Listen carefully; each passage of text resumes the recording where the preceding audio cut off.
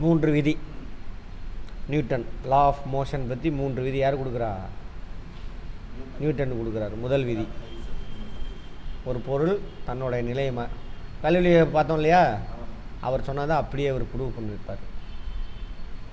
ஒரு பொருள் தன்னுடைய நிலையை மாற்றிக்காது. தன்னோட நிலையை மாற்றணும் அந்த பொருள் அப்படின்னாக்கா எக்ஸ்ட்ரா ஒரு விசை அந்த பொருள் மேலே செயல்பட்டால் தான் அது எக்ஸ்ட்ரா புற விசை அன்பேலன்ஸ்டு ஃபோர்ஸாக இருக்கணும். அன்பேலன்ஸ்டு, ஆமாம், அன்பேலன்ஸ். இப்போ பாருங்கள்,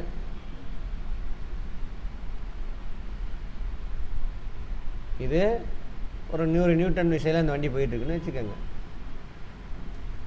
அந்த வண்டியில் 100 நியூட்டன் விசை அதில் இருக்குது. மொமெண்டம் பார்த்தோம்ல நேற்று, உந்தம் அப்படின்ட்டு. அது நிற்க என்ன பண்ணணும், நீ ஆப்போசிட்டில் 100 நியூட்டன் கொடுக்கணும். 100 நியூட்டன் கொடுத்தீங்கன்னா அது பேலன்ஸ்டு. 100 நியூட்டனுக்கு மேலே கொடுத்தீங்கன்னா என்ன அப்படியே ஆப்போசிட்டில் போக ஆரம்பிச்சிடும், அன்பேலன்ஸ். ஒவ்வொரு பொருளும் புறவிசை ஏதும் செயல்படாத வரை தனது ஓய்வு நிலையிலோ அல்லது சீராக இயங்கி கொண்டிருக்கும் நேர்கோட்டு நிலையிலோ, சொன்னேன் இல்லையா, 10 கிலோமீட்டர் வேகத்தில் 10 கிலோமீட்டர் வேகத்தில் வேகம் அதிகமாகனா என்ன பண்ணணும், எக்ஸ்ட்ரா ஃபோர்ஸ் கிடைக்கும், தொடர்ந்து இருக்கும். இவ்விதி விசையை வரையறுக்கிறது. அது மட்டுமன்று பொருளின் நிலைமத்தை விளக்குகிறது. முதல் விதி எதை விளக்குது? விசைனா என்னென்னு வரையறுக்குது. ஒரு பொருள் தன்னுடைய நிலையை மாற்றிக்கணும்னா விசை தேவை. ஃபஸ்ட் நாளே பார்த்தோமா விசைனா என்ன, ஏது, என்னென்ன வேலை செய்யணும். இன்னொன்று நிலைமம். நிலைமம்னா என்னது? ரெசிஸ்டன்ட் பார்த்தோம்ல, தன்னோட நிலையை மாற்றிக்க. நிலைமத்தை எதை வச்சு நம்ம கணக்கிடலாம் அப்படின்னா அதோட நிறை அதிகமாக நிலைமம் அதிகமாகும். நிறை குறைய நிலைமம் குறையும். இப்போ எடுத்துக்காட்டு, ஆமாலாம் இல்லை, இன்னும் தெரியாது உங்களுக்கு, வெயிட் பண்ணுங்க. சொல்லலையே, நேற்று சொல்லலை நான். எதை பற்றி?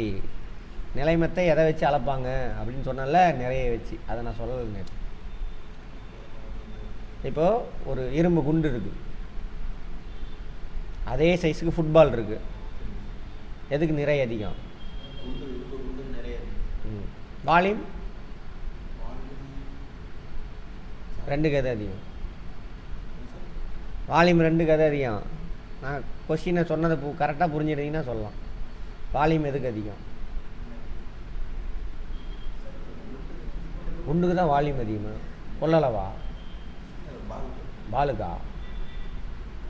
ரெண்டுமே ஒரே சைஸ் பால் தானே சொன்னேன். அப்போ பிடிச்சிக்கிட்ட இடம் எவ்வளவு? ரெண்டுமே சேம் தானே. ஐயோ, கொள்ளளவு அதான் பண்ணுங்க, விட்டுட்டீங்க, மனப்பாடத்துலேயே இருக்கீங்க. பல டைம் சொல்லிட்டேன், ஒரு பொருள் எவ்வளோ இடத்த பிடிச்சிருக்குன்னு பார்த்தா தானே அது கொள்ளளவு. சரியா? ரெண்டு ஒரே சைஸ் தானே சொன்னேன். கொள்ளளவு ஒன்று தான், ஆனால் நிறை என்னது? இதுக்கு அதிகம். ஏன்னா அது டென்சிட்டி அதிகம், பாலில் டென்சிட்டி கம்மி. புரிஞ்சுதா? இன்னும் புரிஞ்சுக்கல, இன்னும் சரியாக புரியலை. அதுக்கு தான் கேட்டேன் அந்த கேள்வி. அண்டர்ஸ்டாண்டிங்.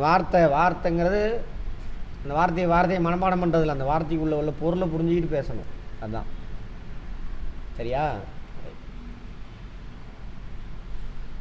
அதை விட்டுறீங்க, வார்த்தையை மனப்பாடம் பண்ணிக்கிறீங்க. மாறுங்க தயவு செஞ்சு. 2 பக்கத்தில் வச்சுட்டேன். எதுக்கு நிறைய அடியும்? இரும்பு குண்டுக்கு. பாலுக்கு நிறைய கம்மி. சரியா? சொன்னேன் இல்லையா, நிறை அதிகமானால் நிலைமம் அதிகமாகும், நிறை கம்மியாக இருந்தால் நிலைமம் கம்மியாக இருக்கும். ஃபுட்பாலில் போய் டக்குன்னு உதங்கி என்ன பால்? அதே இரும்பு பால், அதே சைஸு ஃபுட்பால் சைஸ் இருக்கிற இரும்பு கொண்டு உதங்கி என்ன ஆகும்? கால் போயிடும். நகரமாக ஓடுமா? ஓடாது. ஏன்னா நிறை அதிகம், அதுக்கு நிலைமம் அதிகம். இதுக்கு நிறை கம்மி, நிலைமம் கம்மி. புரிஞ்சுதா? அதான் ரெசிஸ்டன்ட். விசைனா என்ன சார்? நம்ம முன்னாடி பேசுனது தான். இழுத்தல், தள்ளுதல் என்ற புறச்செயல் வடிவம். அதில் தொடுதா தொடலையா அது வேறு. உராய் விசை இழுத்தல் தான். இழுத்தல் இன்னொன்று தான் உராய் விசை. ஆமாவா? என்னது? சொரசொரப்பாக இருக்குது, மேலே உள்ள ஒரு பொருள் இருக்குது, அது நகரம் முற்படுது. இங்கே சொரசொரப்பு என்ன பண்ணுது? நீ போகாதான்னு பிடிச்சி இந்த பக்கம் இழுக்கும். அதுவும் இழுத்தல் தான். சரியா? ரைட். மைய நோக்கு விசை, மைய விலக்கு விசை. மைய நோக்கு விசை என்ன அர்த்தம்? உள்ளே பிடிச்சி இழுக்குது. மைய விலக்கு விசை என்ன பண்ணுது? தள்ளுது. ரெண்டுலேயே அடங்கிடும். ஓகே. ஓயில் உள்ள பொருளை இயக்குவதற்கு அல்லது எது வேணாலும் நடக்கலாம். அவ்வளோதான். இதை நீங்களே படிச்சுக்கோங்க. விசையோட வகைகள். ஒத்த இணை விசைகள். இணைனா பேரலல். இது தெரியாத மட்டும் நான் சொல்லிடுறேன். ஓகேவா?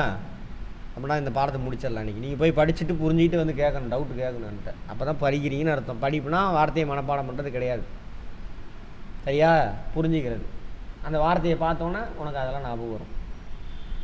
எனக்கு எப்படி ஞாபகம் வருது? வார்த்தையை பார்த்தோம், புரிஞ்சு வச்சுருக்க ஞாபகம் வருது. ஆனால் உங்களோட கம்பேர் பண்ணால் எனக்கு பயங்கரமான மெமரி பவர் இல்லாதவன். புரிஞ்சுதா? சத்தியமாக காலையில் என்ன சாப்பிட்டீங்கன்னு கேட்டால் அதை யோசிச்சு தான் சொல்லுவேன். அதுவும் ஒரு சிலது ஞாபகம் இருக்காது. உங்களுக்கு சின்ன வயசு புரிஞ்சுக்கிட்டுனா எங்கேயோ போயிடலாம். குரூப் 1 எக்ஸாமில் அடித்து தட்டிட்டு போயிட்டே இருப்பீங்க. பார்த்துக்கோங்க. Like parallel forces. பேரலல் ஃபோர்ஸ்னால் என்னென்னு பார்த்துட்டு இருந்தீங்க. இணை விசை. இங்கிலீஷில், தமிழில் வந்து இணை விசை, இங்கிலீஷில் பேரலல். பேரலல்னா என்ன அர்த்தம்? இணை. இப்போது இங்கே ஒரு குண்டு இருக்குது, 2 பேர் நின்று தள்ளுறான். ஒருத்தன் எங்கே தள்ளுறான், இன்னொருத்தன் இங்கே தள்ளுறான். அது பேர் இணை விசை. அதே ஒரு பால் இருக்குது, ஒருத்தன் என்ன பண்ணலாம்? இங்கே தள்ளலாம், இன்னொருத்தன் இங்கே தள்ளலாம். இதுவும் இணை விசை தான். அந்த பொருள் மேலே 2. சரியா? ரைட். இதில் அப்போ ஒரு பொருள் மேலே 2 விசை செயல்பட்டால் அதுக்கு பேர் என்னது? இணை விசைகள், பேரலல் ஃபோர்ஸஸ். அது சேம் டைரக்ஷனில் இருந்ததுன்னா ஒத்த இணை விசை. சேம் டைரக்ஷனில் இருக்கா? இப்படி இருக்கலாம். அல்லது ஒருத்தன் என்ன பண்ணலாம்? இந்த பக்கம் தள்ளலாம், ஒருத்தன் அந்த பக்கம் இழுத்துட்டு போகலாம். இது ரெண்டுமே என்னது? Like parallel forces. இது வந்து அன்லைக் பேரலல் ஃபோர்ஸஸ். ஒருத்தன் இந்த பக்கம் தள்ளலாம், ஒருத்தன் என்ன பண்ணுவான்? ஆப்போசிட்டில் தள்ளுவான். ஓகேவா? சேம் டைரெக்ஷனில் இருந்ததுன்னா ஃபஸ்ட்டு இது எழுதுறியா, இதை ப்ளஸ் வேல்யூவில் போடணும். இதையும் ப்ளஸ் வேல்யூ. டோட்டல் என்னவா இருக்கும்? ப்ளஸ் வேல்யூ கிடைக்கும். பட் இது ஃபஸ்ட்டு எது போடுறியோ அது ப்ளஸ் வேல்யூவில் போடணும். ரெண்டாவது என்ன பண்ணணும்? மைனஸ் வேல்யூ போடணும். ரெண்டையும் பேலன்ஸ் பண்ணால் என்ன ஆயிரும்? ரிசல்ட்டு கிடைக்கும். Resultant force. ஓகேவா? இதில் ப்ளஸ் அதிகமாக இருந்தால் பொருள் எந்த பக்கம் மூவ் ஆகும்? இந்த பக்கம் மூவ் ஆகும். மைனஸ் அதிகமாக இருந்தால் இந்த பக்கம் மூவ் ஆகும். ஓகேவா? அவ்வளோதான், வேறு முடிஞ்சு போச்சு. அதுதான் ஒரு பெரிய படம்லாம் வச்சு விளக்கியிருப்பானுங்க. தொகுபயன் தான் ரிசல்டன்ட் ஃபோர்ஸ். இப்போ என்ன பண்ணுறான்? ஒருத்தன் ஒரு பொருளை இந்த பக்கம் தள்ளுறான் 5 நியூட்டன். இன்னொருத்தர் அதேமாதிரி 5 நியூட்டன் 2 நியூட்டன் கொடுக்குறாங்க, இழுத்துட்டு போகிறான். ஒருத்தர் இழுத்துட்டு போக, பின்னாடி தள்ளிட்டு போக. ரிசல்டன்ட் ஃபோர்ஸ் எவ்வளவு? ரெண்டுமே சேம் டைரக்ஷனா? +5 +2. ஸோ ரிசல்ட் என்னது? 7 நியூட்டன். அதே அப்படியே ஆப்போசிட்டு. ஒருத்தன் 5 நியூட்டன் இங்கே கொடுக்குறான், இன்னொருத்தன் ஆப்போசிட்டில் இந்த பக்கம் 2 நியூட்டன் கொடுக்குறான். +5 -2. அப்போ என்ன வரும்? +3. அப்போ இது வேகமாக நகரும், இது கொஞ்சம் மெதுவாக நகரும். அதே அப்படியே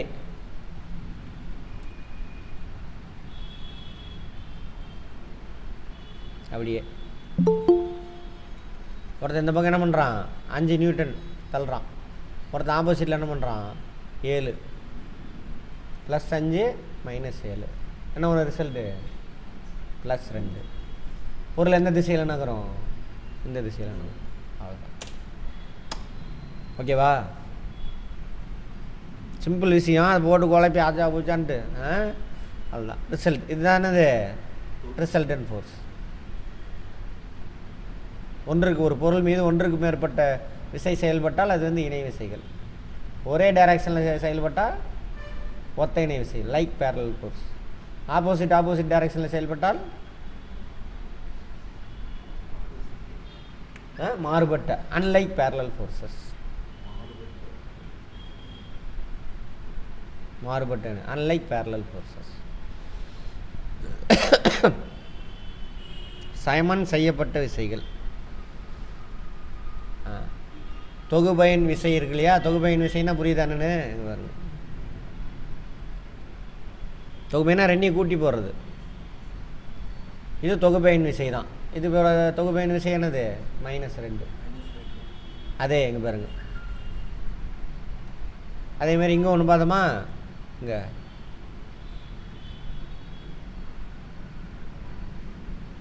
இதோட தொகுப்பையின் விசை எவ்வளவு? 7. அதான் ரிசல்டன்ட் ஃபோர்ஸஸ். இது அது தொகுப்பயன் விசை 0 ஆயிடுச்சு. இவன் கொடுக்குறது 5 நியூட்டன், இவன் கொடுக்குறது 5 நியூட்டன். அப்போ என்ன ஆயிரும்? +5 -5 என்ன ஆயிரும்? 0. 0க்கு தமிழில் என்ன? சுழி. அதான் சொல்லியிருக்காங்க.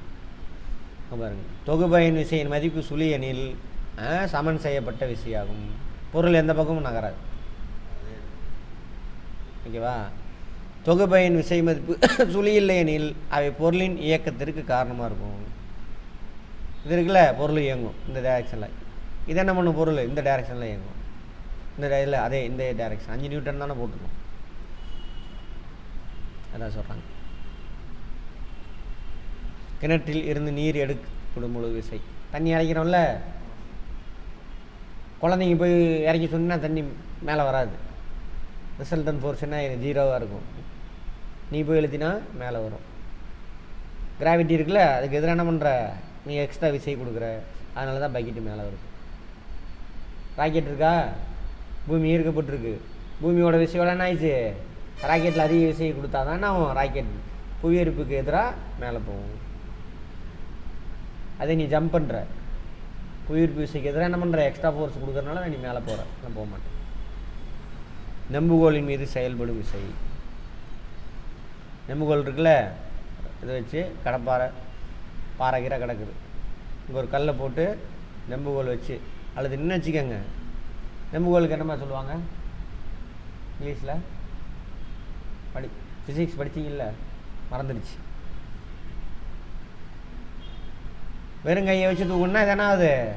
நகராது. பாறை இந்த மாதிரி கடப்பாறையை போட்டு இங்கே ஒரு கல் வச்சு கடப்பாறை வச்சு தூக்குனானா நான் இங்கே வச்சு அமுக்குனானா பாறையை தூக்கிடலாம். அதான் நெம்புகோல் தத்துவம். இதோட விசைக்கு எதிராக இது செயல்படுது. அதெல்லாம் தராசு தட்டுகளின் செயல்பாடு இதெல்லாம் சமன் செய்யப்படாது. 2 தராசு தட்டு இருக்குது. 2லையும் ஈக்குவலாக வச்சா நான் தராசு எங்கேயுமே நகராது. ஒரு பக்கம் அதிகமாச்சுன்னா நான் தராசு சமன் செய்யப்படாத விசைக்கு செயல்படும். அதான் சொல்கிறாங்க. தொகுப்பயன் விசைக்கு சமமான ஆனால் எதிர் திசையில் செயல்படும் ஒரு விசையானது பொருளை சமநிலைக்கு கொண்டு வர உதவுகிறது. இது எதிர் சமனி, ஈக்குலிபிரண்ட். விசைக்கு சமமான தொகுப்பயன் விசை. அதான் சொல்கிறோம். 2 பேர் 5 நியூட்டன் 5 நியூட்டன் கொடுக்குறான். அப்போ டோட்டலாக எத்தனை? 10 நியூட்டன் கொடுக்குறான். அதுக்கு சமமான எதிர் 10 நியூட்டன் கொடுங்க. அப்போ என்ன ஆயிரும்? பொருள் நின்று. அதான் எதிர் சமனி, ஈக்குலிபிரண்ட். ஆப்போசிட்டில் பொருள் என்ன ஆயிரும்? நின்று போயிடும். சமநிலை கொண்டு வர உதவும். இப்போ வண்டி வேகமாக போயிட்டுருக்கு, பைக்கு நிறுத்தினா என்ன ஆகணும்? அதுக்கு ஆப்போசிட்டில் விசை கொடுக்குறோம். எங்கே விசை கிடைக்குது? ஆப்போசிட்டில் ரோட்டுக்கும் டயருக்கும் நடுவில். சுற்றுறது நின்றுதா? அப்போ என்ன ஆகும்? டயருக்கும் ரோட்டுக்கும் நடுவில் இந்த பொருள் இந்த பக்கம் டயர் இப்படி நகரம் முற்பட்டால் தர என்ன பண்ணும்? அது ஆப்போசிட்டில் இப்படி தடுக்கும், இழுக்கும். கேட்பாங்க பிரேக் அடிக்கும் பொழுது ஏன் நிற்கிது? எங்கேருந்து விசை? வண்டி அவ்வளோ விசையில் போயிட்டு இல்லை, மொமெண்டம் இருக்குல்ல, யார் நிறுத்தினது? அதுக்கு ஆப்போசிட்டாக செயல்பட்ட உராய் விசை தான் டயருக்கும் ரோட்டுக்கும் நடுவில். சிம்பிள், அவ்வளோதான். விசையின் சுழல் விளைவு ஹிஞ்ச். ஓகேவா? சரி, ரைட். இப்போ நம்ம பேசுனதெல்லாம் இது ஒத்த இணை விசை, ஒரே திசையில் செயல்படும். ரிசல்டன்ட் ஃபோர்ஸ், தொகுப்பயன் விசை, சமனற்ற மதிப்புகள் கொண்ட இணை விசைகள், எதிரெதிர் திசையில் சமனற்றது. இது என்னவா இருக்கலாம்? இது 5ஆக இருக்கலாம், இது 2ஆக இருக்கலாம், அல்லது இது 2ஆக இருக்கலாம், இது 5ஆக இருக்கலாம். அதான் அங்கே போட்டிருக்கான். F1 - F2 ஆப்போசிட்டில் இருக்கா? F1ஓட ஃபஸ்ட்டில் இதில் சொல்கிறான், F2 சின்னது. அப்போ எந்த பக்கம் பொருள் நகரும்? இந்த பக்கம் நகரும். இந்த இதில் அதே மாற்றி போட்டிருக்கோன்னா ரைட். F2வை விட F1 சின்னது. அப்போ என்ன பொருள் இந்த திசையில் நகரும். அதான் போட்டிருக்காங்க. விசையானது அதிக மதிப்புடைய விசையின் திசையில் நகரும். கரெக்டு தானே? அவ்வளோதான். சமமான விசை எந்த பக்கம் நகராது பொருள். F1 minus F2 0. இப்போ 2 ஈக்குவல். பொருள் என்ன ஆகுது? எந்த பக்கமும் நகராது. அவ்வளோதான். ஒன்றும் பெரிய கம்பசிட்டர்லாம் கிடையாது. அவ்வளோதான். இதெல்லாம் லைஃப்பில் யூஸ் பண்ணுறதா. விசையின் சுழல் விளைவு கதவு இருக்கு இல்லையா, பார்த்துருப்போம் நம்ம. ஆ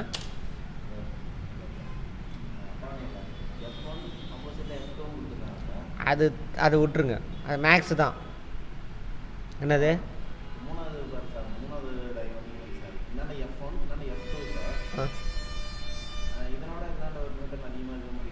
எங்கே இருக்கு? ஏங்க அது வேல்யூ கொடுக்கல, இது வேல்யூ கிடையாது. ரெண்டாவது ஆளுன்னு அர்த்தம். இது ஒரு முதல் ஆள், இது ரெண்டாவது ஆள். 2 சமன்னு போட்டிருக்கானா, 0 வந்துருச்சு அப்படின்னா என்ன அர்த்தம்? சமம் தானே. இந்த 2 பார்க்காத அப்படின்னா இங்கேயே கேட்டிருக்கணுமே, கன்ஃபியூஷன் ஆகாத. Right, okay. ரிசல்டன் ஃபோர்ஸ் முடிஞ்சா அடுத்தது ரொட்டேட்டிங் எஃபெக்ட் ஆஃப் ஃபோர்ஸ். இங்கே பாருங்க, கவனிங்க. இதான் கதவு, இங்கே தான் ஹிஞ்ச் இருக்கும். அந்த கதவை வந்து என்ன பண்ணுவாங்க, செவுத்தில் அட்டாச் பண்ணியிருப்பாங்க. அதுக்கு பேர் கீழே கீழா? அதுக்கு பேர் அப்படி சொல்லுவீங்களா? சரி, தெரியல எனக்கு. இது இங்கிலீஷில் ஹிஞ்ச். இல்லை தான் ரொட்டேட் ஆகும். இதுக்கு பக்கத்தில் போய் நீ கதவை சாத்துனீன்னா கதவை சாத்துறது கஷ்டம். இந்த இடத்துல நின்று இந்த எஜ்ஜில் நீ கதவை சாத்தினா ஈஸியாக கதவை சாத்தலாம். ஓகேவா? இதுதான் இங்கேயும். ஏதாவது போல்ட்டு நட்டுலாம் இருக்குல்ல, இந்த இடத்துல திருவினா கஷ்டம். எடுத்துக்காட்டு, இப்போது ஸ்டேரிங் இருக்கா வண்டியில் சைக்கிள் எடுத்துக்கோங்க. அந்த சின்ன வயசில் நான் ஃபீல் பண்ணியிருக்கிறேன் அதெல்லாம். ஆனால் என்னென்னு தெரில, யோசிக்கல, அதோட விட்டாச்சு. சைக்கிள் எடுத்துக்கோங்க. ஹேண்ட்பர் இருக்கா? அகலமாக வச்சுருக்காங்களா? ஈஸியாக திருப்பலாம். அதே நீ ஹேண்ட்பரை கழட்டிட்டு இந்த இடத்த வச்சு திருப்பி பாரு, வீலு திரும்புதானே? கஷ்டப்பட்டு திரும்பணும். அந்தளவுக்கு பவர் இருந்தால் திருப்பலாம். அந்த கான்செப்ட் தான் இங்கே. இது முன்னாடியே நடத்திட்டேன், அதை போய் இம்ப்ளிமெண்ட் பண்ணிங்களா கடையில்? அதை விடுங்க, இங்கே நடத்தியாச்சுங்க. இங்கே உங்களுக்கு நடத்தியிருக்கேங்க. நடத்தலை உங்களுக்கு இல்லையா? ஃபிசிக்ஸ் புக் வச்சு நடத்தலை, ஆனால் இந்த கான்செப்ட் சொன்னேன் உங்களுக்கு. சரி, கவனிங்க. அதே மாதிரி போல்டு நட்டெல்லாம் திறப்பாங்க, திருகுவாங்க. வீலுக்கு போல்டு கழட்டுறான்னு வச்சுக்கோங்க, கை வச்சு திரும்பி பார்ப்பான். அதனால தான் என்ன ஆகுது, ஸ்பேனர் லென்த் இருக்கும். ஓகேவா? இந்த இடத்துல விசை செயல்படுது, இந்த லென்த்து நம்ம இந்த பக்கம் கொடுக்குறோம். விசை செயல்படுறா இந்த பாயிண்ட்டு. இதுக்கு நடுவில் எவ்வளோ லென்த் இருக்குது அதை பொறுத்து உன்னோட விசையோட அளவு அதிகரிக்கும். பக்கத்தில் இருந்தால் விசை நீ கொடுக்குற விசை அதே தான் இருக்கும். விசை செயல்படுற இடத்துக்கு நீ கையில் விசை கொடுக்குறல்ல, நீ கொடுக்குற விசை இங்கே தான் செயல்படும். ஆனால் விசை எங்கே கொடுப்ப? கையில். நீ எவ்வளோ லென்த்தில் வச்சு கொடுக்குறியோ அப்போ விசை வந்து என்ன ஆகும்? அதிகமாகும். நீ கொடுக்குற விசையோட அளவு அதிகமாகும். சரியா? இங்கே பாருங்கள், நீங்களே தான் இந்த இடத்துல வச்சு கதவை தள்ளுங்க, கதவை சாத்த முடியாது. அதே கை தான், அதே விசை தான் கொடுப்பேன். இங்கே டிஸ்டன்ஸ் அதிகமாகிடுச்சா? அப்போ நீ கொடுக்கக்கூடிய விசை இந்த இடத்துல தான் செயல்படும். அதுக்கும் நீ எந்த இடத்துல விசை செயல்படுற இடம் இது, நீ கொடுக்குற விசை கொடுக்குற இடம் இதுக்கு நடுவில் லென்த் அதிகமாக உன்னோட நீ கொடுக்கக்கூடிய விசை பல மடங்காக மாறும். இப்போ ஒரு வேளை இந்த இடத்துல கொடுக்கும்போது 1 நியூட்டன் கொடுத்த அப்படின்னாக்கா விசை இங்கே ரிசல்ட் வந்து அதே 1 நியூட்டன் தான் இருக்கும். அதே தள்ளி வச்சு கொடுக்கும்பொழுது நீ 1 நியூட்டன் கொடுத்தியா அப்படின்னாக்கா எவ்வளோ லென்த் இருக்கும் அதை பொறுத்தனா 4 நியூட்டனோ 5 நியூட்டனாவோ எங்கள் விசை செயல்படும். அதுதான் போல்டு நட்டு. ஸ்பேனர் லென்த்து வச்சுருப்பான். நார்மலாக இருந்ததுன்னா கையில் திருவிடுவான். அதே கையில் திருவுங்க, வெறும் விரலை வச்சுக்கிட்டு இதை திருவுங்க, போல்ட்டை திருவ முடியுமா? இந்த லென்த் அதிகமாகிறதுனால தான் ஈஸியாக திருவிடலாம். அப்பயும் ஒரு சில ரொம்ப நாளாக டயர் கழட்டாமல் இருந்திருப்பான், கை வச்சு திருவுனா வராது. அப்போ என்ன பண்ணுவான், இதில் ஒரு ராடு போட்டுக்குவான், போட்டு இன்னும் லென்த் அதிகப்படுத்திடுவான். மெக்கானிக் லைஃப்பில் பயன்படுத்துகிறோம். அதெல்லாம் லென்த் அதிகமாகுதா? அதே ஆள் தான் திருவுவான், திறந்துடும். புரிஞ்சுதா? இதே தான் நெம்புகோல் தத்துவமும். ஆன்லைனில் புரியுதா? இதான் அந்த பாறை. என்னதான் முகுனாலும் தூக்க முடியாது அவனால், எவ்வளோ பெரிய பயில்வானாக இருந்தாலும். அதே இங்கே ஒரு கல்லை போட்டு அதே ஒரு எலும்பு தொலுமாக ஒருத்தர் இருக்கிறான், நீளமான கடப்பாறையை கொடுத்துருங்க, இங்கே பிடிச்சி தொங்க சொல்லுங்கள், இது மேலே தூக்கிடும். இதுக்கு லென்த்து இருக்குல்ல, இந்த பாயிண்ட்டு இதுக்கு லென்த்து அதிகமாக. இந்த இடத்துல தான் விசை செயல்படும், அழுத்தம் கொடுக்கும். இவன் இங்கே கொடுக்குறான், இது லென்த் அதிகமாக இருக்கா, இப்போ பல மடங்கு. இங்கே கொடுத்தினாக்கா நீ தூக்குறது கஷ்டம், இங்கே வச்சு ஈஸியாக தூக்கிறது. இதே மாதிரி தான் ஏற்று மச்சம் இறக்கு மச்சம் இருக்குல்ல, பார்க்கில் இருக்கும் சீசா இருக்குல்ல. ஆமாம், இங்கிலீஷில் சொன்னால் தான் தெரியும், நம்ம தங்கிலீஷ்காரன் ஆகிட்டோம். இறக்கு மச்சான்னு விளாடுவாங்களே குழந்தைங்களாம், ஏற்று மச்சான் இறக்கு மச்சான்னு விளாடுவாங்க குழந்தைங்க, அந்த பாட்டு பாடிக்கிட்டு. இதுக்கு பேர் சீசாவா இங்கிலீஷில்? இங்கிலீஷில் சீசா. ஒருத்தன் குண்டாக இருக்கான், அவன் இங்கே உட்காந்துக்கிறான். ஒருத்தன் ஒல்லியாக இருக்கான், அவன் இங்கே உட்காந்துருக்கான். இவனை அவன் தூக்க முடியுமா? இன்னும் முடியும். இவனை கொஞ்சம் முன்னாடி கொண்டு வந்துடணும். சரியா? 2 பேரும் போயிட்டீங்க, குழந்தைங்க கூட்டிகிட்டு நீயும் குழந்தையும் போயிட்டீங்க. குழந்தை உன்னை தூக்க முடியுமா? அப்போ நீ என்ன பண்ணணும்னா, நீ முன்னாடி உட்காந்துக்கணும். குழந்தைய தூரமாக உட்கார வச்சு அமுக்கு சொல்லு, குழந்தை அழகாக உன்னைய தூக்கிடும் மேலே. அப்புறம் நீ குழந்தை பக்கத்தில் தானே இருக்குது, குழந்தை தானே, உன்னோட வெயிட் கம்மி தானே, விளாட்லாம். விளையாடிக்கிறீங்களா அப்படி யாராவது?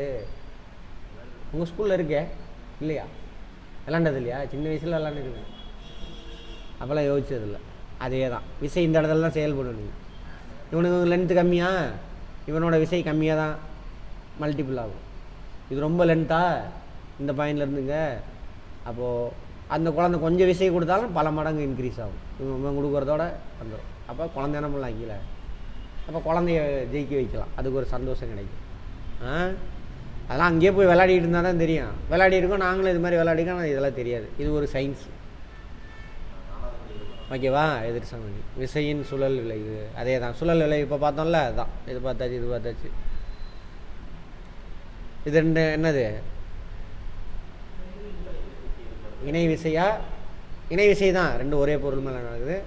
பட் பேரலா, சாரி, லைக் பேரலா அன்லைக் பேரலா? ஒத்த இணை விசையா அல்லது மாறுபட்ட இணை விசையா? ஆமாம், எதிர் எதிர் விசை, சமனற்ற இணை விசை. மாறுபட்ட அல்ல சமனற்ற. நெம்புகோல் தத்துவம். இதை இவ்வளோ பெரிய தண்டவாளத்தை இதை வச்சு தூக்கிடுவான். லென்த் இருக்கா? அது இது ஒத்தவா பேரலு, பட் ஒரே திசையில் செயல்படும். ஒத்த இணை விசை, லைக் பேரலல் ஃபோர்ஸ். அது அப்புறம் பேசிக்குவோம், விட்டுருங்க. அது இப்போ சொல்லியாச்சு, நான் முன்னாடியே பல டைம் சொல்லியிருக்கேன். திரும்ப திரும்ப கேட்டிங்கன்னா நீங்கள் படம் ஒரு தடவை பார்க்குறீங்க, திரும்ப திரும்ப கதை கேட்பீங்களா? அடுத்தவன் சொல்கிறதுக்கு முன்னாடி நீ கதையை சொல்லிட்டு போயிடுவேன்.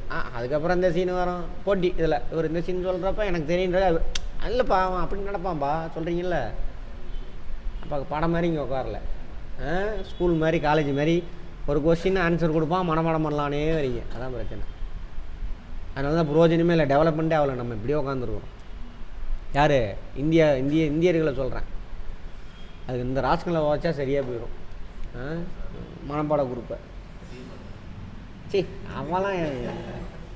அவன்லாம் பேசுகிற அளவுக்கு அவன் தகுதியே இல்லாதவன், நான் பேசுகிற அளவுக்குலாம். சரி, இதுதான் விசையின் திருப்புத்திறன். கோபம் வந்தாலும் கோவம் வந்தாலும் சரி, அதுதான் அதான் உண்மை. அவனால் என்கிட்ட நேரில் பார்த்தோன்னு வச்சுக்கோ, அதான் அவனெல்லாம் அடிக்கலாம் கூட கூடாது, சீனு இப்படி பார்த்துட்டு போனோம்னா போதும். அப்பயும் அவனுக்கு சூடு சொரணம் இருக்காது, அது வேற. ஆமாம், சூடு சொன்னார்னா இத்தனை பேரை ஏமாற்றி அதுக்கு பார்த்தான் பாருங்க. அவன் இந்த காசு அதுக்கு முன்னாடி அவனும் புடச்சிக்கிட்டு ரெக்கையை விரிச்சிட்டு பேசுகிற மாதிரி பேசுகிறான். அந்த பணம் பிச்சை எடுக்கிறப்ப மட்டும் இந்த மாதிரி கொஞ்சம் நிதி பற்றாக்குறை, எல்லோரும் கொஞ்சம் பணம் அனுப்புங்க, மன்றாடி கேட்டுக்கிறேன், அப்படியே டொப்புன்னு ஆகிட்டான். அதே போடுறா காசு கேட்க வர மட்டும் அப்படி ஆயிடுவேன். திருட்டு பையன். சரி, ஆமாம். ஆனவங்கள காசு கொண்டு வந்தியா ஓடுன்றான். அதையும் சரியாக சூடு சொன்னாலாம் அவன் முன்னாடி சுற்றிட்டு இருக்கிறான் இந்த முட்டாப்பையில். சரி, டர்க் அப்படிம்பாங்க. விசையின் திருப்புத்திறன் டர்க்கு, அதுக்கு பேர். சரியா சொன்னல. இப்போது ஹேண்ட்பார் அந்த இதை விட்டுருங்க. சக்கரம், இது சக்கரம் ஆக்சுவலாக. இதுவும் அதே மாதிரி தான். இந்த லென்த்து, இதுக்கான ஃபார்முலா பாருங்கள். நீ கொடுத்த ஃபோர்ஸு டிஸ்டன்ஸ், எந்த இடத்துல கொடுத்த டிஸ்டன்ஸ் அங்கே பார்த்தல. இது ஃபோர்ஸு, நீ கொடுக்குற ஃபோர்ஸு ப்ளஸ்ஸு விசை செயல்படக்கூடிய பாயிண்ட்டுக்கும் நீ விசை கொடுக்குறல்ல அந்த பாயிண்ட்டுக்கு நடுவில் டிஸ்டன்ஸ். புரியுதா? அப்போ நீ 1 நியூட்டன் கொடுக்குற டிஸ்டன்ஸு 1 மீட்டர் தூரத்தில் கொடுத்தினாக்கா 1 × 1 எவ்வளவு? 1 நியூட்டன் தான் கிடைக்கும். அதே 2 மீட்டர் டிஸ்டன்ஸில் கொடுத்தா அப்படின்னா நான் நியூட்டன் விசை 2 நியூட்டனாக மாறிடும். 3 மீட்டர் டிஸ்டன்ஸில் கொடுத்தினா நான் விசை 3 நியூட்டனாக மாறிடும். இது ஃபோர்ஸ் நீ கொடுக்குறது ஒன்று தான். ஆனால் லென்த் அதிகமாக என்ன ஆகுது? நீ கொடுக்குற விசையோட மதிப்பு அதிகமாகிட்டே போகுது. மேக்ஸ் புரிஞ்சிருக்கணும். T = F × D, அதான் டர்க், விசையின் திருப்புத்திறன். நெம்புகோல் தத்துவம் அதே தான். இந்த லென்த்து ஓகேவா? இது டர்க்கு.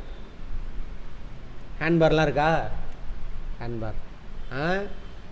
ஹேண்ட்பார் எப்படி திருப்புவ? ஒரு கை அந்த பக்கம் போனால் இன்னொரு கை என்ன ஆகும்? இந்த பக்கம் இழுக்கும். இழுக்குதா? இதுதான் விசை செயல்படக்கூடிய இடம். இந்த லென்த்து இன்னும் அதிகமாச்சுன்னா என்ன ஆகும்? வட்டம் அதிகமாகும். அப்போ ஈஸியாக ஸ்டியரிங்கை திருப்பலாம். இன்னும் வட்டம் பெருசாகுது, ஈஸியாக ஸ்டியரிங்கை திருப்பலாம். இது வீட்டில் இருக்குது. எக்ஸாம்பிள் சொல்லியிருக்கேன், எதுன்னு சொல்லுங்க பார்ப்போம்.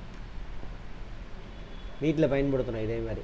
எங்கே சார் ஸ்டேரிங் மாதிரியே கான்செப்ட் வீட்டில் பயன்படுத்தணும். இடியாப்பம் முடிகிறீங்களா? சரி, அதை யோசிப்போம்.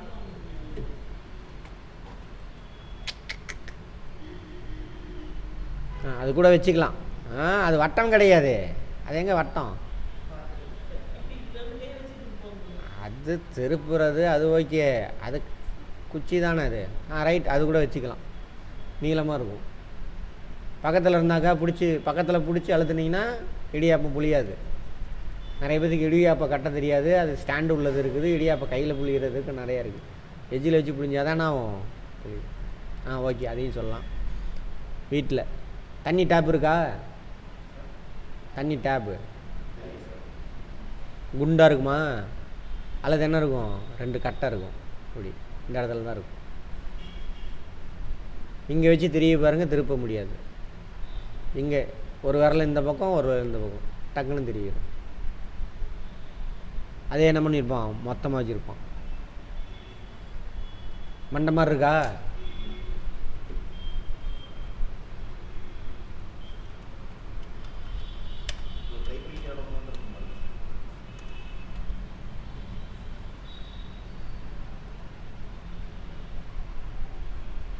லென்த் எதுக்கு வச்சுருக்கான்? அதுக்கு தான்.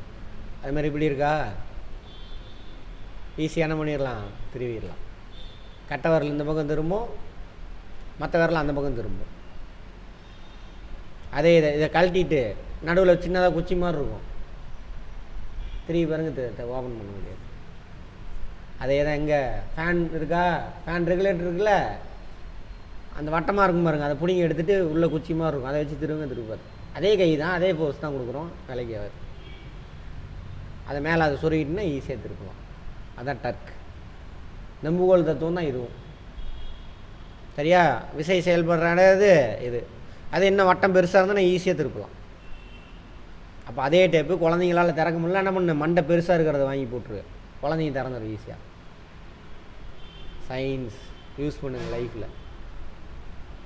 எல்லாத்தையும் புரிஞ்சிக்கிட்டா உன்னோட லைஃபே டிஃப்ரெண்ட்டாக இருக்கும், வாழ்க்கையே. ஆனால் எல்லோரும் உன்னைய பைத்தியக்காரம் பண்ணுங்க. புரியுதா? ஐஸ்கிரீம் குளிரில் தான்டா சாப்பிட்ணுன்னாக்கா சண்டைக்கு பைத்தியக்கார மாதிரி பார்க்கலாம். குளிர் பிரதேசத்தில் போய் ஐஸ்கிரீம், வெயிலில் திங்கக்கூடாதுன்னா சிரிக்கிறான். எல்லோரும் சேர்ந்து, இந்த முட்டாளெலாம் சேர்ந்து என்னைய பார்த்து சிரிக்கிறான்.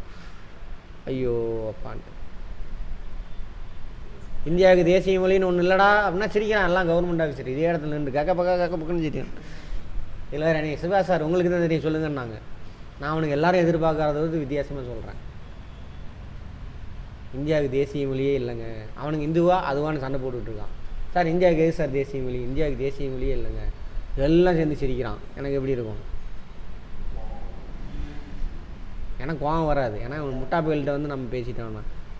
சரிப்பா எது சொன்னால் நம்புவீங்கப்பா, கான்ஸ்டியூஷன் சொன்னால் நம்புவீங்களா? சரி சார், இங்கே வந்து இதே புத்தகம் இந்த இதுக்குள்ள இதே தான் எடுத்துகிட்டு போய் என்ன போட்டிருக்கு படித்து பாருங்கள். அஃபீஷியல் லாங்குவேஜ் அவனுங்களுக்கு ஆளில்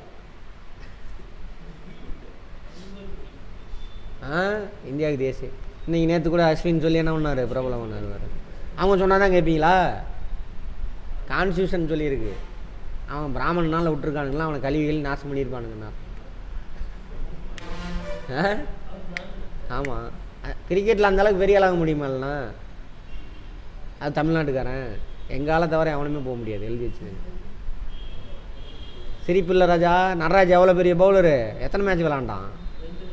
நான் மேட்ச் விளாடும் பொழுதே சொன்னேன், எவ்வளோதான் இவனெல்லாம் விட மாட்டானுங்க, இதோட காலி பண்ணிடுவானுங்க. ஏன்டானா அவன் எம்பிசி விட மாட்டானுங்க.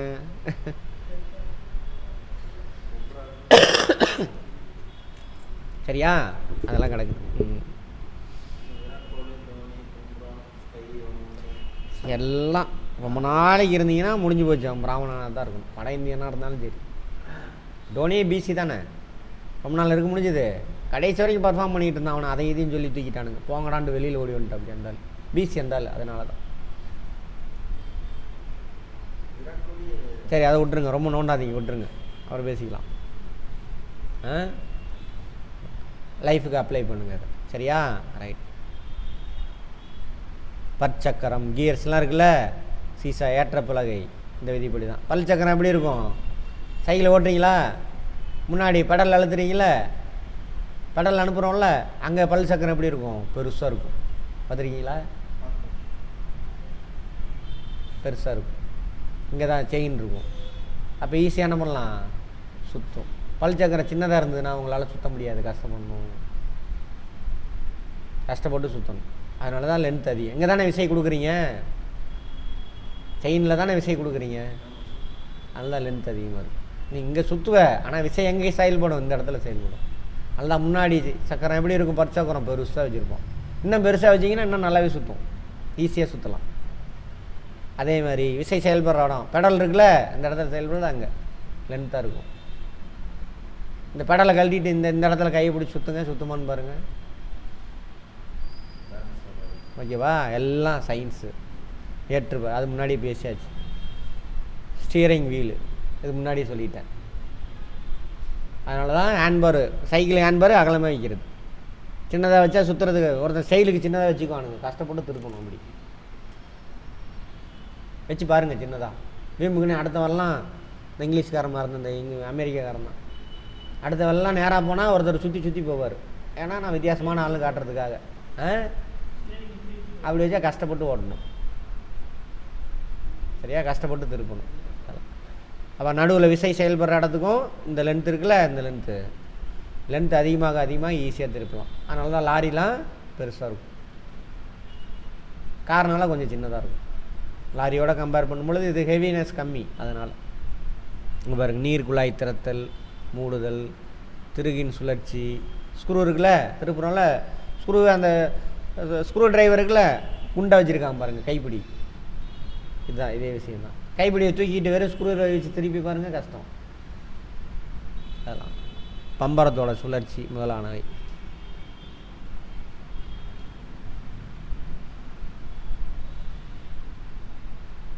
வலஞ்சுழி இடஞ்சுழி, இது பார்த்துக்குவோம். இதோட அலகு சிஜிஎஸ், நியூட்டன் மீட்டர். ஃபோர்ஸ் தானே. இரட்டையின் திருப்புத்திறன் விசையின் எண் மதிப்பு நீ கொடுக்கக்கூடிய எவ்வளோ நீட்டன் கொடுக்குற. இணை விசைகளுக்கு இடையே உள்ள செங்குத்து தொலைவு, இதான் செங்குத்து தொலைவு. இணை விசை இது அந்த பக்கமா, இது இந்த பக்கம், ஒரே பொருள் மேலே தான் நடக்குது. இதோட செங்குத்து தொலைவு நீ கொடுக்கக்கூடிய விசை. ரெண்டு கையிலையும் கொடுக்குறல, ரெண்டையும் கூட்டிக்கணும். இணை விசை. யாருங்க? அப்போது எஃப் விசை இன்ட்டு டிஸ்டன்ஸ். இதுக்கு என்ன பண்ணுவோம்? டின்னு போட்டாங்க, இதுக்கு எஸ்ன்னு போட்டாங்க. இது ஒரே விசை செயல்படும், இது ரெண்டு விசை, ஒன்று அப்படி ஒன்று இப்படி. ஓகே, அதோட எஸ்ஐ அலகானது நியூட்டன் மீட்டர். இது லென்த் இருக்கு இல்லையா, இந்த லென்த்து நியூட்டன் மீட்டர். கேட்பாங்க திருப்புத்திறனுடைய அலகு நியூட்டன் மீட்டர். அதே மாதிரி இது வந்து நெம்புகோல், இது பேர் என்னப்பா சொல்கிறது, நெம்புகோல். இதுவும் மீட்டர் நியூட்டர் தான். வலஞ்சுழி இடஞ்சுழி. சுழினாக்கா 0. இது எந்த அளவுக்கு விசை கொடுக்குதோ அதே விசை இங்கே கிடக்குது, ஆப்போசிட்டில் தான் நடக்குது. அப்போ பேலன்ஸ் ஆயிடும்.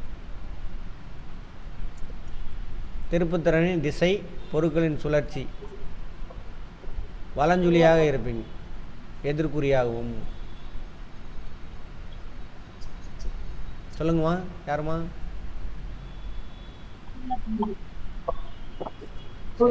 வலஞ்சுழி இடஞ்சுழின்னு எப்படி சொல்கிறான்னு தெரியல, இங்கிலீஷில் பார்த்துக்கலாம். தமிழில் தான் கொலை பண்ணி வச்சுருக்கானுங்களே.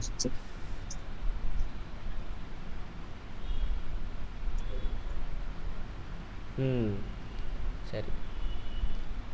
கன்வென்ஷன் என்ன அர்த்தம்? நம்ம மரபு எல்லோரும் ஃபாலோ பண்ணுறோம், எல்லோரும் அதை ஃபாலோ பண்ணுவோம், அதான் மரபு, கன்வென்ஷன். இந்த டைரக்ஷன் ஆஃப் மொமெண்ட், இங்கிலீஷில் வந்து மொமெண்ட், அதுக்கு பேர் இரட்டைன்னு சொல்கிறாங்களே, அதுக்கு பேர் இங்கிலீஷில் moment. Direction of moment of force are couple, அதான் இரட்டை. Is taken as positive if the body rotated in the anti clock wise.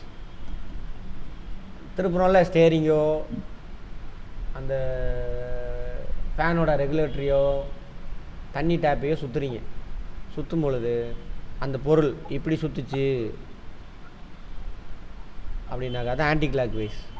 அதை எப்படி எழுதுக்கணுமா? பாசிட்டிவ் ப்ளஸில் எழுதணுமா. அதை இப்படி சுற்றுச்சு அப்படின்னா நம்ம மைனஸில் எழுதணும். ஓகேவா? இது என்ன வயசு? Clockwise. யாரு? வெங்கடேஷ் தான்.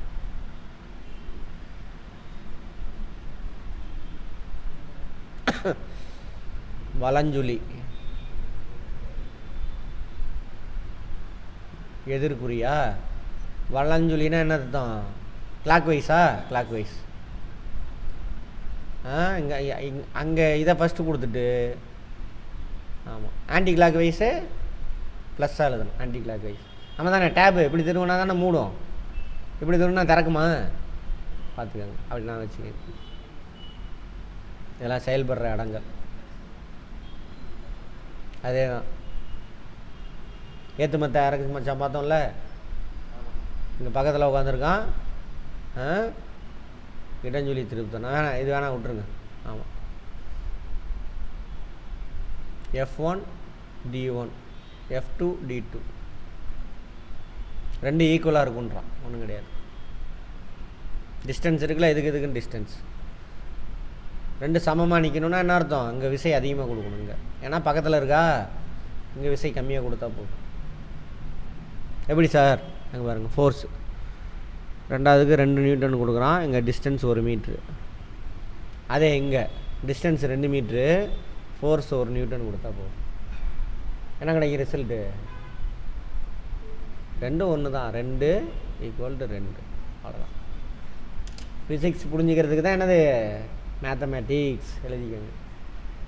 மேத்தமேட்டிக்ஸ் பேசிக் தெரியாமல் போய் அங்கே போய் உக்காந்தா ஃபிசிக்ஸ் ஒன்றும் புரியாது, தலைகள்லாம் அப்படி சுற்ற வேண்டியது தான். ஓகே, அடுத்தது நியூட்டனின் 2ஆம் இயக்க விதி. இது விசையின் விதி அப்படின்னு சொல்லுவாங்க. அது விசையை வரையறுக்குது. ஒரு பொருள் மேலே எவ்வளோ விசை செயல்படுதுங்கிறத இந்த 2வது விதியை வச்சு கண்டுபிடிக்கலாம். இந்த 2வது விதி. அப்புறம் மொமெண்டத்தை எடுத்துக்கணும். மொமெண்டம் என்னது? உந்தம் என்னது? நிறை இன்ட்டு திசை.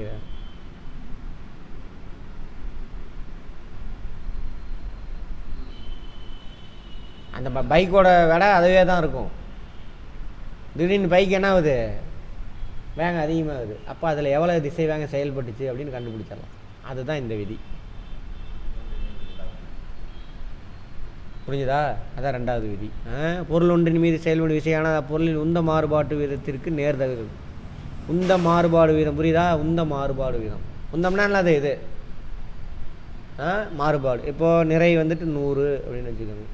திசை வேகம் 10. 1000 உந்தம். அதே விசை அதிகப்படுத்துகிறோம்.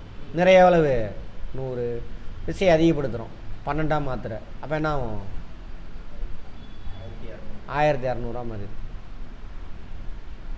உந்த மாறுபாட்டு வீதம் எவ்வளவு? +200. அப்போ வேகம் அதிகரிச்சிருக்குன்னு அர்த்தம். சரியா? அப்போ அது மேலே விசை எப்படி செயல்பட்டுருக்கு? ப்ளஸ் விசை செயல்பட்டுருக்கு. எவ்வளவு? இதுக்கு ஈக்குவலாக. இதை செயல்படுத்தினதே யார்? அந்த எக்ஸ்ட்ரா விசை தான். அப்போ இந்த 100 கிலோகிராம் இருக்கக்கூடிய பொருளை எக்ஸ்ட்ரா 200 வெலாசிட்டி அதிகப்படுத்துறது, வேகத்தை அதிகப்படுத்துகிறாங்க. திசை வேகத்தை 200 அளவுக்கு, 200 யூனிட் அளவுக்கு அதிகப்படுத்தியிருக்காரு. அப்போ எவ்வளோ விசை அது மேலே செயல்பட்டுருக்கும் அப்படின்னு கண்டுபிடிச்சாங்க.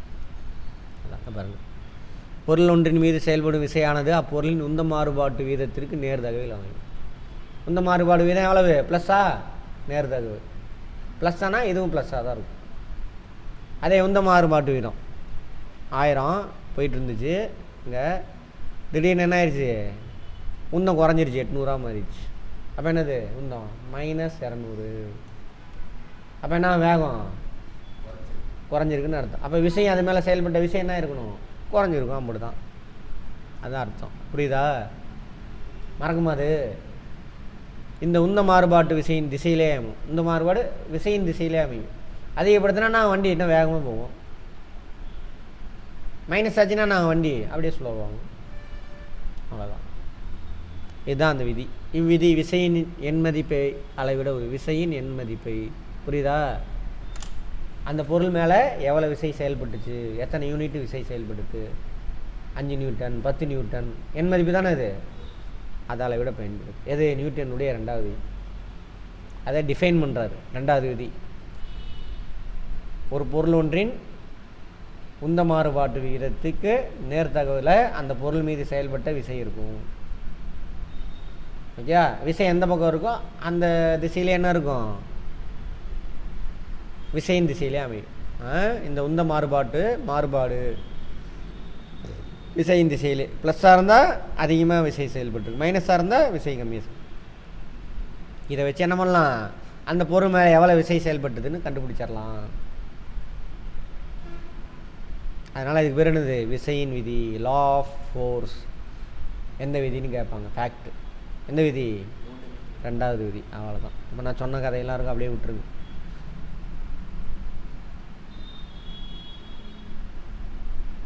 இதெல்லாம் வேண்டாம் நமக்கு. அப்படியே உல்ட்டா நமக்கு தான் இது தெரியுமே. விசை நிறை இன்ட்டு முடுக்கம். விசையை கண்டுபிடிக்கலாம். விசையை கண்டுபிடிக்கிறதுக்கான ஃபார்முலா தாங்க.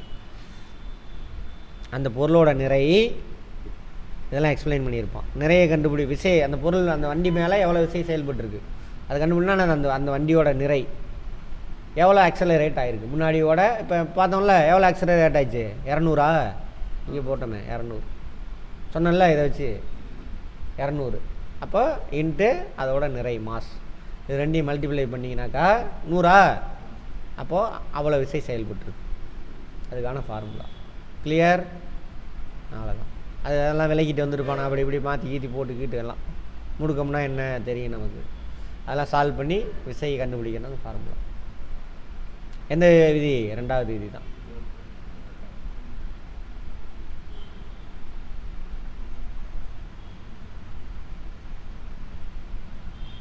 வருது. சீரான திசை வேகத்தில் நகரும் பொருளினை. சீரான திசை வேகம்னா என்ன அர்த்தம்? 5 கிலோமீட்டர் வேகத்திலேயே போயிட்டே இருக்குது, அல்லது 5 மீட்டர் பர் செகண்ட்லேயே போயிட்டே இருக்குது. அதே வேகத்தில் போயிட்டுருக்கும். எக்ஸ்ட்ரா ஆக்சிலேட்டர் கொடுக்கணுமா? அப்படியே போயிட்டே இருக்கும். இப்போ 6 மீட்ரு பர் செகண்டில் போகணும். அப்போ என்ன பண்ணணும்? எக்ஸ்ட்ரா விசை கொடுக்கணும். அதான் சொல்கிறாங்க. புறவிசை எதுவும் தேவையில்லை. புறவிசைகளின் தொகுபயன் மதிப்பு சுழியாக இல்லையெனில் திசைவேக மதிப்பில் உறுதியாக மாற்றம் இருக்கும்.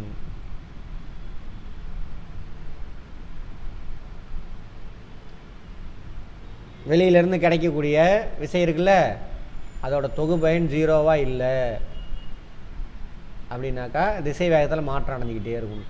எக்ஸ்ட்ரா விசை கொடுக்க கொடுக்க 5 கிலோமீட்டர் வேகத்தில் போயிட்டுருக்கு, ஒருத்தர் பின்னாடி வந்து தள்ளுறான். அப்போ என்ன ஆகும்? வேகம் அதிகமாக எக்ஸ்ட்ரா ஃபோர்ஸ் கிடைக்குது. எவனும் தள்ளலை, அதே வேகத்தில் போயிட்டுருக்கு.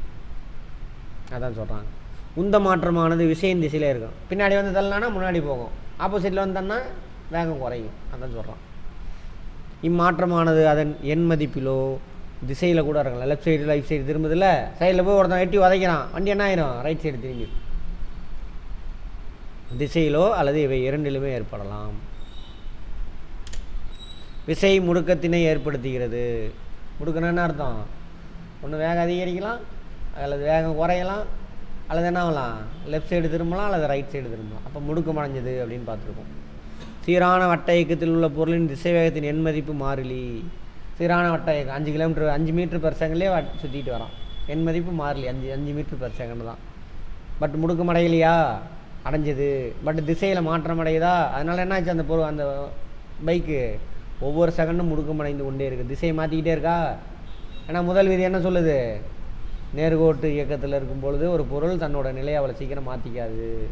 எது வரைக்கும்? எக்ஸ்ட்ரா புறவிசை செயல்படுற வரைக்கும். அப்புறம் எப்படி இந்த வண்டி வட்ட இயக்கத்தில் ஈடுபட்டுச்சு? எக்ஸ்ட்ரா ஒரு புறவிசை அதில் செயல்பட்டுச்சு. பூமிக்கும் சூரியனுக்கு நடுவில் புவி ஈர்ப்பு விசை. பைக்கில் போயிட்டுருக்கோம், பைக்கை திருப்புறீங்க, தரைக்கும் டயருக்கு நடுவில் இருந்த குறாய் விசை அதுதான் வண்டியை திருப்புது. ரோட்லேயும் டயரும் முழுன்னு இருக்குது, ரோடு முழுன்னு இருக்குது. அப்போ திருப்பினீங்கன்னா என்ன ஆகும்? பூரா விசை செயல்படாது, திருப்பாது, வண்டியை திருப்ப முடியாது. இருப்பினும் பொருளானது வட்டப்பாதையின் ஒவ்வொரு புள்ளியை தனது திசையினை தொடர்ந்து மாற்றிக்கொள்வதால் திசை வேக மாறுபாடு அடைகிறது. இது முடுக்கத்தினை சுழற்சி ஆரத்தில் ஏற்படுத்துகிறது. சுழற்சி ஆரம் வட்டம் இருக்குல்ல, ஆரம்னானது எங்கே? இந்த இடத்துல ஏற்படுது முடுக்கம். இம்முடுக்கம் மைய விலக்கு முடுக்கம். ஆமாவா? இப்படி திருப்புற அப்படின்னா என்ன அர்த்தம்? மைய விலக்கு முடுக்கம். மையத்தை நோக்கி திரும்பினா மைய நோக்கு விளக்கம். இம்முடுக்கம் உருவாக காரணம் மைய விலக்கு விசை. இதை பற்றி 9ஆம் வகுப்பில் நீங்கள் பார்த்துட்டான். அவ்வளோதான் விசையின் அழகு. விசை எல்லா விசையும் என்னது? நியூட்டன் தான். முடிஞ்சு போச்சு. அதுக்கான ஃபார்முலா என்னது? விசைக்கான ஃபார்முலா நிறை இன்ட்டு முடுக்கம். முடுக்குன்னா தெரியும்ல, முடுக்கத்தினுடைய எஸ்ஐ அழகு என்னது? Very good, meter per second square. திசை வேகம் செகண்ட், அவ்வளோதான். அதை ஸ்கொயராக மாதிரி நான் முடுக்கும். ஒவ்வொரு செகண்ட் எவ்வளோ வேகம் அதிகமாச்சு, ஒவ்வொரு செகண்ட் அதோட வேகத்தை அதிகப்படுத்தினா என்ன வேணும்? விசை வேணும். அதான் முடிஞ்சு வேலை. அந்த வண்டியில் எவ்வளோ விசை செயல்பட்டுச்சு புரிஞ்சுதா? நியூட்டன். சரி, ஒரு நியூட்டன். சிஜிஎஸ் டைன், அதான் எஸ்ஐ யூனிட்டு வந்துருச்சு. உலகம் ஃபுல்லாக ஒன்று யூஸ் பண்ணணுன்னாச்சு. அதான் டைனு நொயின்னு கொண்டு வந்து பையன் என்ன பண்ணுறது? மகுசமரண்டி ஆகிறது. அதுக்காக மனப்பாடம் பண்ண வார்த்தையை மனப்பாடம் பண்ண மூளை வேலை செய்யாது. அதுக்கு தான் இந்த வேலையெல்லாம் பண்ணுறாங்க. அதனால தான் காலையிலேருந்து உட்காந்து படிக்க வைக்கிறது, வார்த்தையை மனப்பாடம் பண்ணி மந்திரம் மனப்பாடம் பண்ணுற மாதிரி. மந்திரத்துக்கு அர்த்தம் தெரியாது, அந்த வார்த்தைக்கு அர்த்தம் தெரியாது. முட்டாளாக இருக்கணும், சிந்தனை திறன் எல்லாமே வச்சுருக்கானுங்க. சினிமாவுக்கு இதை பார்த்துட்டு பணத்தை வச்சுக்கிட்டு நான் அறிவாளின்னு சுற்றிக்கிட்டு இருக்கிறோம். இந்தியன்ஸ் எல்லாம் அப்படி தான். 99% இந்தியன்ஸ் அப்படி தான் இருக்கும். அதனால தான் மேயிறானுங்க நம்ம மேலே ஏறி எல்லாம். ஒரு நியூட்டன்னா அப்படின்னு சொல்கிறாங்க. இது தேவையில்லை, இருந்தாலும் தெரிஞ்சு. 1 கிலோகிராம் நிறையுடைய பொருள் ஒன்றை விசையினுடைய அளவு என்ன? அலகு நியூட்டன். விசை அலகிறதுக்கான ஃபார்முலா என்னது? நிறை மாஸ் இன்ட்டு ஆக்சிலரேஷன், முடுக்கம். அதான் இதை வச்சே போயிடலாம். 1 கிலோகிராம் நிறைய இருக்கக்கூடிய ஒரு பொருள்,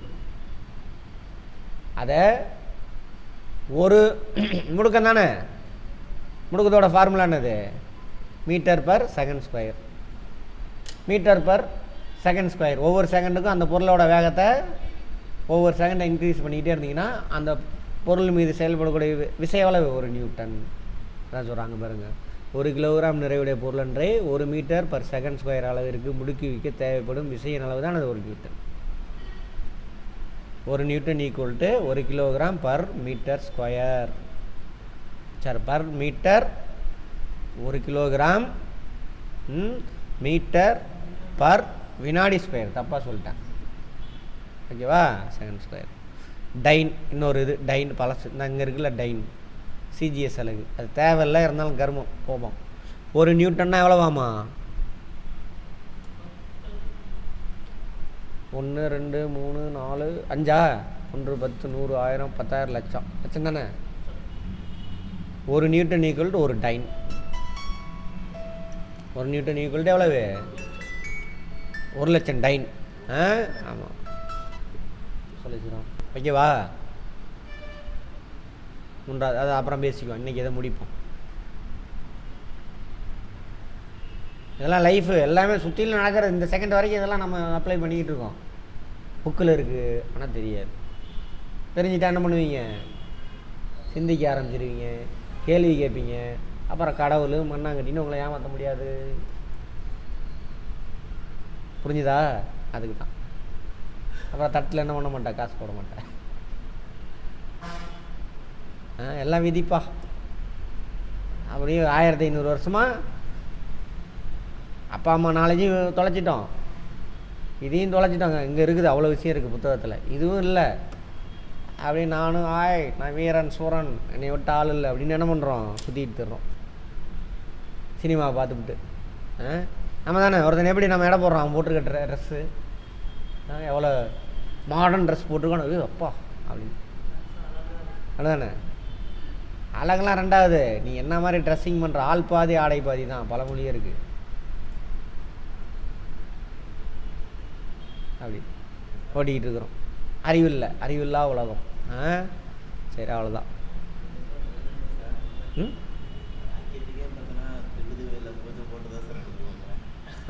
பூஜையை போட்டு அனுப்புகிறான் ராக்கெட்டை. அங்கே உட்காந்துரு, ஓ காடுன்றா அந்த பிள்ளை. யார்? சுனிதா வில்லியம்ஸ். ஓ காட். ஆமாம், காடு கூட்டிகிட்டு வர சொல்லுவோம். காடு அங்கே தானே மேலே வரல, அங்கே அங்கேயே சுற்றிக்கிட்டு இருக்கணும். வாடா நீ கொண்டு போய் இறக்கி விட்றான்னு சொல்ல வேண்டியதானே. ஓரளகு நிறையுள்ள பொருளன்றை அங்கே பாருங்கள், ஓரளகு நிறையுள்ள, அதாவது 1 கிலோகிராம். புவியீர்ப்பு முடுக்கத்திற்கு இணையாக முடுக்குவிக்க தேவைப்படும் விசையின் அளவு ஈர்ப்பியல் அலகு விசை. புவியீர்ப்பு முடுக்கத்தோட அளவு எவ்வளவு?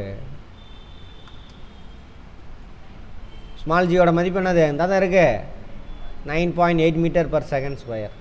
அப்போ எவ்வளவு? 1 கிலோகிராம் நிறைய இருக்கிற பொருளையே. புரிஞ்சுதா? சரி. ஈர்ப்பியல் அலகின் எஸ்ஐ அலகு கிலோகிராம் விசை. ஈர்ப்பியல் அலகின் எஸ்ஐ அலகு என்னது? கிலோகிராம் விசை. கிலோகிராம் விசை. சரி, அது தேவையில்லை, அதை விட்டுருங்க. 1 கிலோகிராம் ஃபோர்ஸா? 1 கிலோகிராம் இன்ட்டு எவ்வளவு? இவ்வளோ வேகத்தை கொடுக்கும். நியூட்டனில் போட்டால் எவ்வளவு? 9.8 நியூட்டன் அப்படின்னு தான். டைன் ஏதோ 918 போட்டிருக்கானு தெரியல, ஒரே நிமிஷம் இருக்குது. டைன் தேவையில்லை, வீணா போனவனுங்க.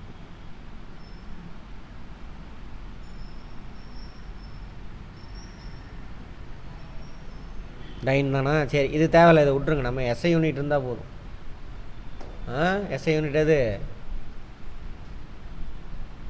Kilogram force.